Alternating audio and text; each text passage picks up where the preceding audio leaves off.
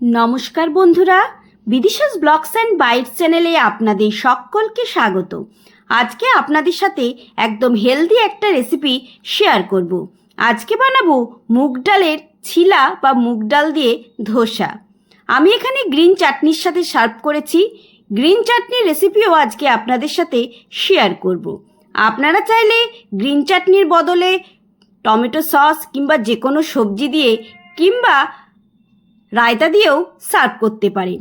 এই মুগ ডালের ছিলা কিংবা ধোসা খেতে হয় দুর্দান্ত।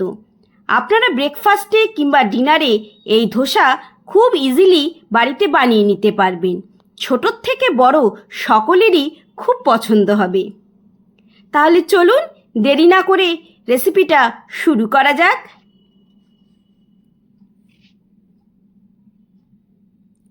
দেখুন, এখানে আমি মুগ ডাল নিয়েছি 1 কাপ। খুব ভালো করে জল দিয়ে ধুয়ে পরিষ্কার করে 5 ঘন্টা মতো ভিজিয়ে রেখে দিয়েছি।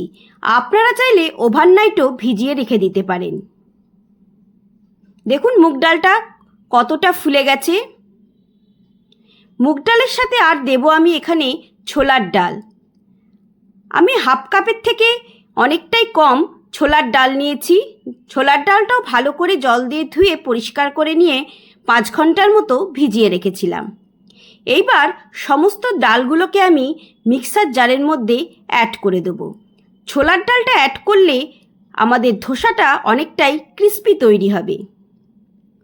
এবার ভালো করে জল ছেঁকে নিয়ে মুগ ডালটা প্রথমে আমি মিক্সার জারের মধ্যে অ্যাড করে দিচ্ছি।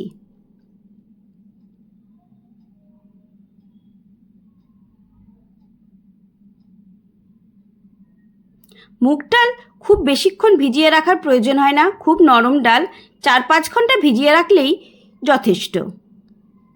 দেখুন সমস্ত মুগ ডালটা আমি অ্যাড করে দিয়েছি। এইবার ছোলার ডালটাও অ্যাড করে দেব।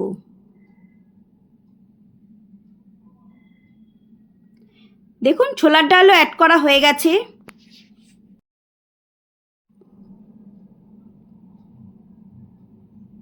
এইবার অ্যাড করে দিলাম পরিমাণ মতো নুন। কিছুটা হলুদ গুঁড়ো অ্যাড করলাম। হলুদ বেশি দেওয়ার প্রয়োজন নেই, খুব সামান্য অ্যাড করলেই হবে। 2টো কাঁচা লঙ্কা অ্যাড করছি। আপনারা ঝালটা যেমন খান সেই বুঝে লঙ্কার পরিমাণ কমিয়ে বাড়িয়ে নিতে পারেন। আর অ্যাড করে দিচ্ছি 1 চামচ আদা বাটা। আমার কাছে আদা বাটা ছিল তাই আমি আদা বাটাই অ্যাড করলাম। আপনারা চাইলে আদা কুচিও অ্যাড করতে পারেন। অল্প একটু জল অ্যাড করলাম। একবারেই পুরো জলটা অ্যাড করব না, আমি অল্প অল্প করে জল দিয়ে ব্যাটারটা তৈরি করব। আর অ্যাড করে দিচ্ছি 1/2 চামচ গোটা জিরে। এইবার সমস্ত কিছুকে ভালো করে একটা পেস্ট বানিয়ে নেব।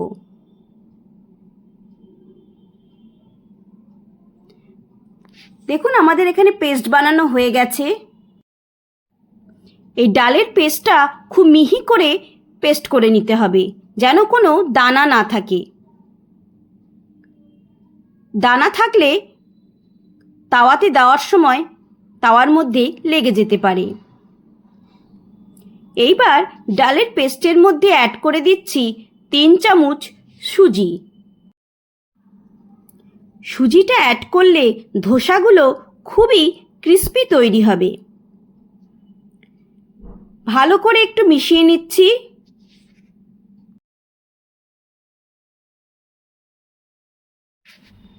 মিক্সার বাটিটার মধ্যে অল্প জল দিয়ে আমি সেটা অ্যাড করে দিলাম। দেখুন বাটিটা ছোট হচ্ছিল, নাড়াতে অসুবিধা হচ্ছিল, তাই আমি বাটিটা চেঞ্জ করে নিয়েছি। খুব ভালো করে মিশিয়ে নিয়ে 10 থেকে 15 মিনিট আমি রেস্টে রেখে দেবো, কারণ সুজি আছে, সুজি জলটা টেনে নিয়ে অনেকটাই ফুলে যাবে। তাই ব্যাটারটাকে আমি 10 থেকে 15 মিনিট রেস্টে রেখে দেবো। যতক্ষণ ব্যাটারটা রেস্টে থাকবে ততক্ষণে আমি গ্রিন চাটনিটা বানিয়ে নেব। দেখুন গ্রিন চাটনি বানানোর জন্য এখানে একটা মিক্সার জার নিয়ে নিয়েছি। কিছুটা ধনেপাতা আমি অ্যাড করছি।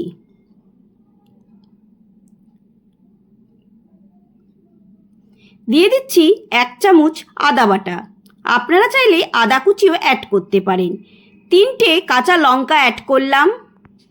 2 কোয়া রসুন আর পরিমাণ মতো নুন অ্যাড করে দিয়েছি। হাফ পাতিলেবুর রস অ্যাড করছি। আপনারা যদি নিরামিষের জন্য বানাতে চান তাহলে রসুনটা স্কিপ করতে পারেন। সামান্য জল অ্যাড করছি। এবার সমস্ত কিছুর একটা স্মুথ পেস্ট বানিয়ে নেব। দেখুন পেস্ট বানানো হয়ে গেছে। অ্যাড করে দিচ্ছি হাফ চামচ সর্ষের তেল আর দেব কিছুটা লেবুর রস। আপনারা চাইলে এইভাবে গ্রিন চাটনি বানিয়ে ফ্রিজে অনেক দিন রেখে দিতে পারবেন। একটু ভালো করে মিশিয়ে নিচ্ছি। আমাদের গ্রিন চাটনি একদম রেডি হয়ে গেছে।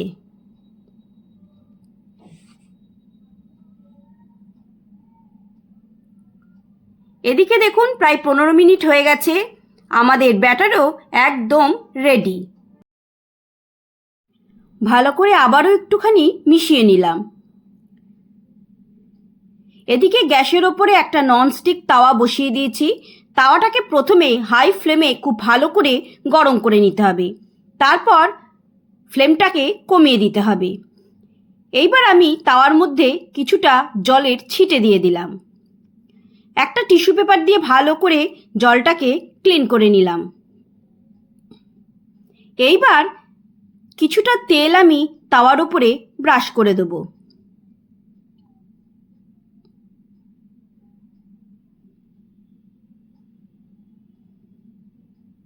ভালো করে চারিদিকটায় আমি তেল ব্রাশ করে দিলাম।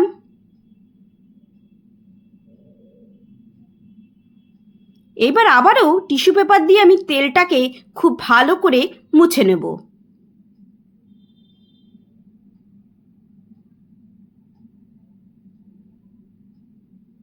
এইবার আবারও আমি তাওয়ার উপরে কিছুটা জলের ছিটে দিয়ে দেব। আবারও টিস্যু পেপার দিয়ে আমি জলটাকে ভালো করে মুছে নেব। এই স্টেপটা ফলো করলে দেখবেন কোনোদিনও ধোসা তাওয়ার ওপর লেগে যাবে না। খুব ইজিলি ধোসাটা তাওয়ার থেকে উঠে যাবে। এইবার ব্যাটারটাকে একটু ভালো করে মিশিয়ে নিলাম। এবার 1 হাতা মতো ব্যাটার আমি তাওয়ার মিডিলে অ্যাড করে দিচ্ছি।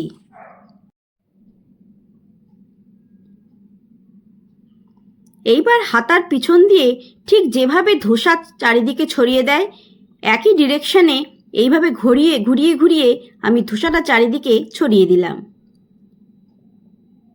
গ্যাসের ফ্লেমটা অবশ্যই লোতে রাখবেন। দেখুন আমাদের ধোসা চারিদিক দিয়ে ছড়ানো হয়ে গেছে। এবার ওপর থেকে কিছুটা তেল আমি দিয়ে দিলাম। আপনারা চাইলে তেলের বদলে ঘি কিংবা বাটারও অ্যাড করতে পারেন। গ্যাসের ফ্লেমটা এইবার আপনারা মিডিয়ামে করে দিতে পারেন। দেখুন কি সুন্দর চারিদিকটা আস্তে আস্তে ছেড়ে দিয়েছে আর নিচের পোর্শনটাও খুব সুন্দরভাবে ফ্রাই হয়ে গেছে। ওপর থেকেই দেখে বোঝা যাচ্ছে। এই স্টেপগুলো ফলো করবেন, দেখবেন ধোসা আর কোনোদিনও তাওয়াতে লেগে যাবে না। খুব ইজিলি ধোসাটা তাওয়ার থেকে আস্তে আস্তে উঠে যাবে। অবশ্যই বন্ধুরা এই পদ্ধতিতে মুগ ডালের ধোসা কিংবা ছিলা ট্রাই করবেন, খেতে দুর্দান্ত হয়। দেখুন কতটা সুন্দর নিচটা ভাজা হয়েছে আর কতটা ইজিলি উঠে যাচ্ছে। লো টু মিডিয়াম ফ্লেমে ভালো করে একটু ফ্রাই করে নিতে হবে যাতে ধোসাটা খুব ক্রিস্পি তৈরি হয়। দেখুন একটা মুগ ডালের ধোসা কিংবা ছিলা আপনারা যেটাই বলবেন আমাদের একদম রেডি হয়ে গেছে।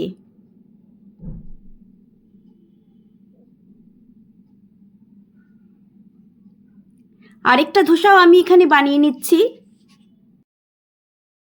এর জন্য তাওয়ার মধ্যে দেখুন কিছুটা তেল আমি ব্রাশ করে নিয়েছি।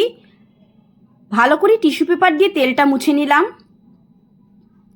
আবারও 1 হাতা মতো ব্যাটার আমি দিয়ে দিলাম, দিয়ে ভালো করে হাতার সাহায্যে চারিদিকে ছড়িয়ে দিচ্ছি। আপনারা চাইলে এই ব্যাটারের মধ্যে পেঁয়াজ কুচি, টমেটো, ক্যাপসিকাম, গাজর সব মিশিয়েও মুগ ডালের ছিলা বানিয়ে নিতে পারেন। ওপর থেকে আবারও একটু তেল ছড়িয়ে দিলাম। এইবার উপর থেকে আমি একটু পেরি পেরি মশলা ছিটিয়ে দিচ্ছি। আপনাদের কাছে যদি এই পেরি পেরি মশলা না থাকে তাহলে আপনারা একটু লাল লঙ্কার গুঁড়ো, চাট মশলা কিংবা অল্প একটু ভাজা মশলাও ছিটিয়ে দিতে পারেন। খেতে খুবই ভালো লাগে। দেখুন, আমাদের আরেকটা ধোসাও একদম ফ্রাই করা হয়ে গেছে, চারিদিকটা বেশ সুন্দরভাবে ছেড়ে দিয়েছে। আরেকটা মুগ ডালের ধোসাও আমাদের একদম রেডি। অবশ্যই বন্ধুরা এই পদ্ধতিতে একবার মুগ ডালের ছিলা বা ধোসা ট্রাই করবেন, খেতে দুর্দান্ত লাগে। ছোটোর থেকে বড় একদম চেটে পুটে খেয়ে নেবে। আর বানিয়েও নেওয়া যায় খুব সহজে। ব্রেকফাস্ট কিংবা ডিনারে খুব সহজেই আপনারা বানিয়ে নিতে পারবেন। তাহলে বন্ধুরা, রেসিপিটা আপনাদের কেমন লাগলো অবশ্যই আমাকে কমেন্ট করে জানাবেন। ভালো লেগে থাকলে একটা লাইক করবেন, বন্ধু ফ্যামিলি মেম্বারদের সাথে শেয়ার করবেন। আবারও আপনাদের সাথে দেখা হবে নতুন রান্নার কোনো রেসিপি নিয়ে। সবাই ভালো থাকবেন, সুস্থ থাকবেন। সবাইকে অনেক অনেক ধন্যবাদ।